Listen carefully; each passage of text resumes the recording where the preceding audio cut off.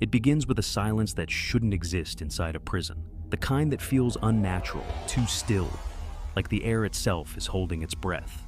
It's July 14th, 2001, Bastille Day in France.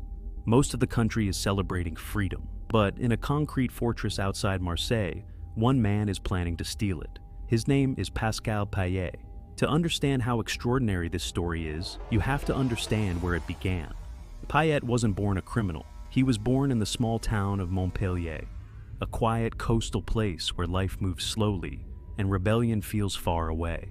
But for Pascal, there was always a fascination with control, with systems, with the idea that every lock had a weakness and every rule had a flaw.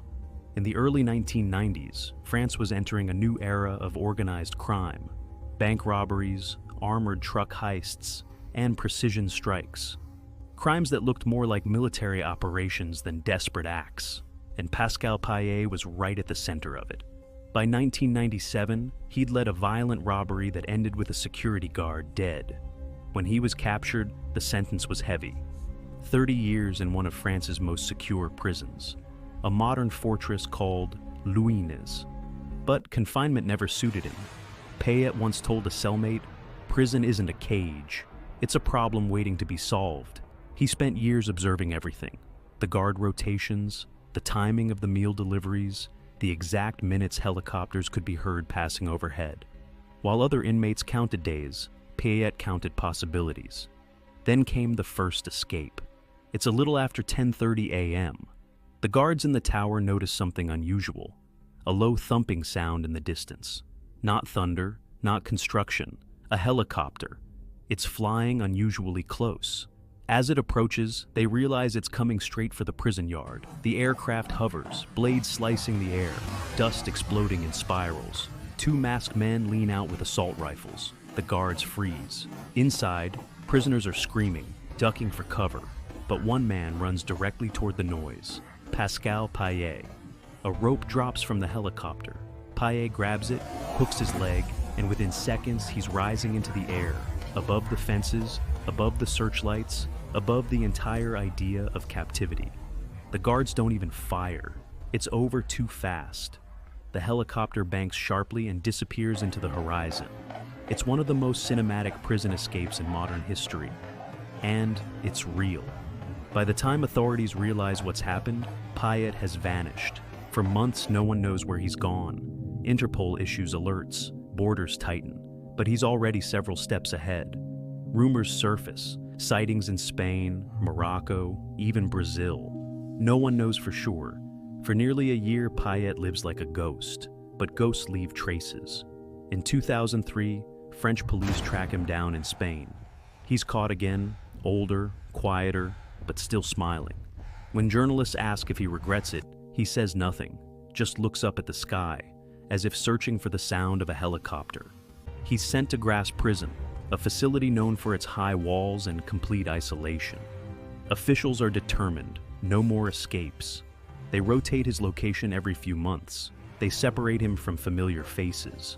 But even from behind layers of reinforced glass, Payet is still planning.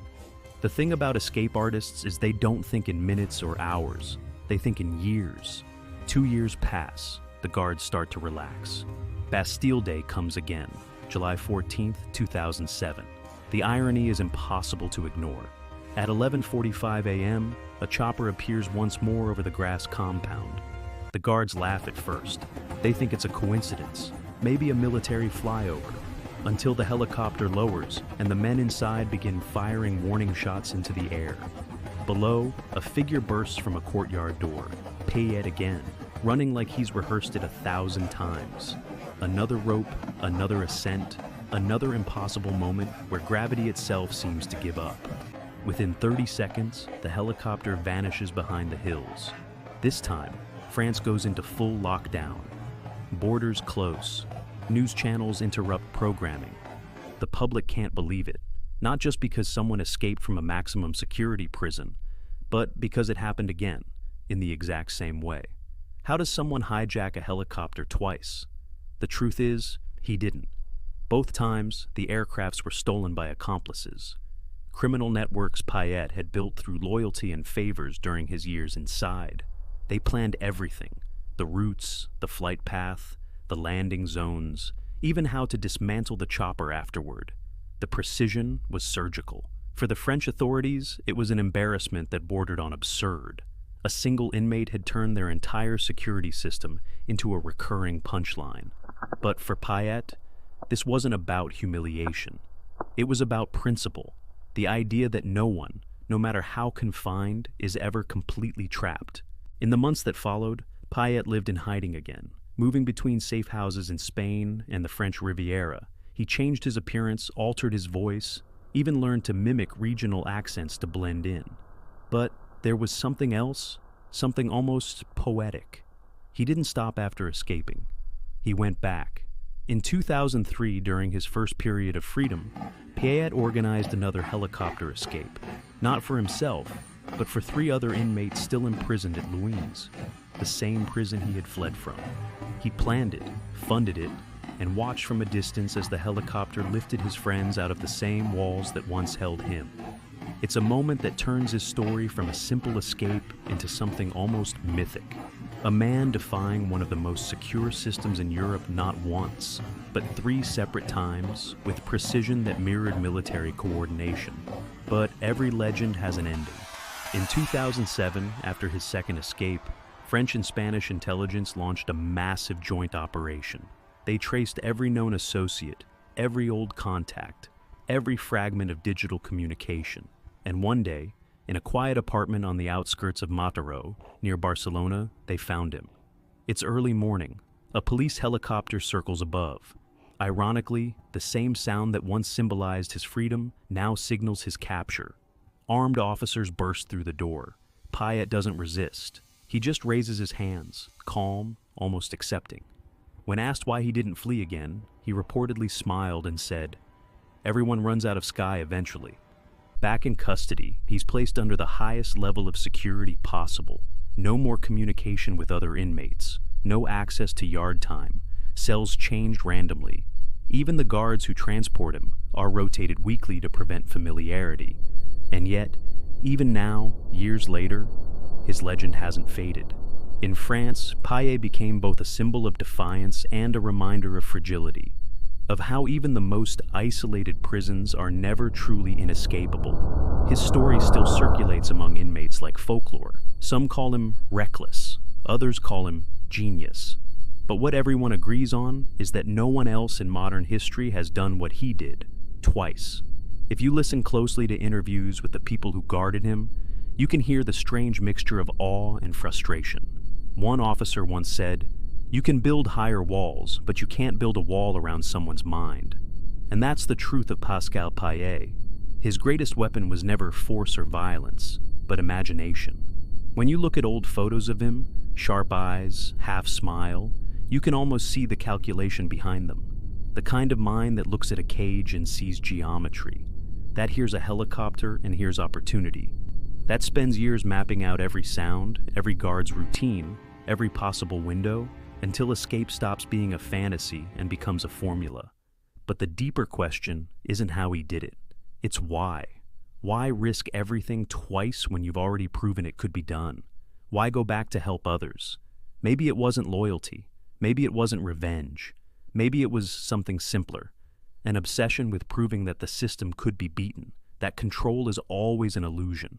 Because in a way, Payet's story isn't about crime at all.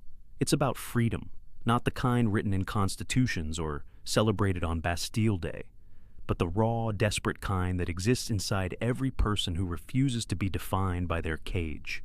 After his final capture, Payet disappeared from the public eye. No interviews, no memoirs, just silence. Some say he's still alive in a high-security facility somewhere in France, older now, quieter, his legend sealed behind steel doors. Others believe he's been moved under a new identity, hidden away from the world that once chased him. But his shadow still lingers, in movies and songs, in whispered stories told in prison yards around the world. The man who escaped the world's most isolated prison, twice, by helicopter. And maybe that's what makes it unforgettable. Not just the escape itself, but the image it leaves behind. A man rising through the air, suspended between earth and sky, surrounded by the sound of spinning blades as the walls that once defined his world shrink beneath him. A reminder that freedom, in its purest form, isn't about where you are. It's about what you refuse to accept. Because in that moment, that impossible, cinematic, real moment, Pascal Payet wasn't just escaping a prison. He was escaping the idea that any place on earth could ever truly hold him.